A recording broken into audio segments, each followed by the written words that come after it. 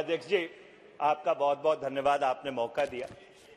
कल जब मैंने ये बात कही कि 5-6 अगस्त 2019 को जो इस सदन में हुआ उसकी न्यू दिसंबर 2018 में रखी गई थी, तो माननीय गृह मंत्री जी ने उस पर आपत्ति उठाई।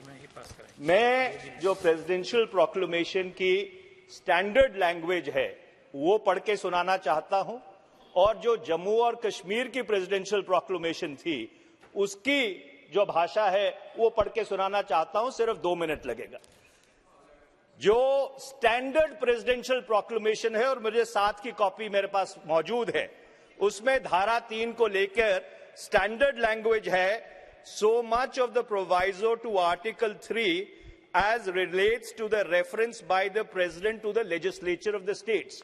89 से लेके 2019 तक हर प्रेसिडेंशियल प्रोक्लेमेशन में इसी भाषा का प्रयोग किया गया है। जम्मू कश्मीर की जो प्रेसिडेंशियल प्रोक्लेमेशन है उसमें उसको कैसे प्रयोग किया गया? So much of the first proviso of Article 3 of the Constitution as relates to the reference by the President to the legislature of the state, और इसको ध्यान से सुनिएगा गृह मंत्री जी, and the second proviso of that article। ये second proviso क्या है?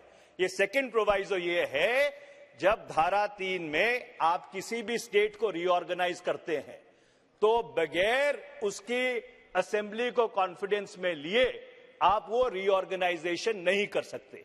और इसीलिए मैं कह रहा हूं, जो आपने 5-6 अगस्त 2019 को किया उसकी न्यू आपने दिसंबर 2018 में रखी थी। एक बात।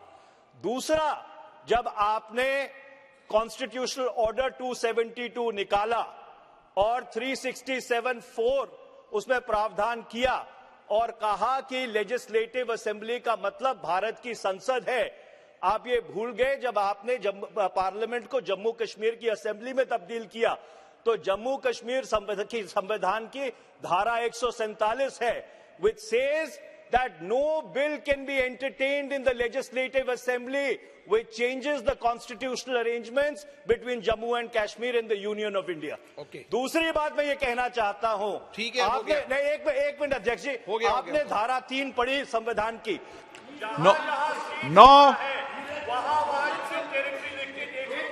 फिर भी आपके पास अधिकार नहीं है to convert a state into 2 union territories। मैं जिम्मेदारी से इस सदन में ये बात कह रहा हूं।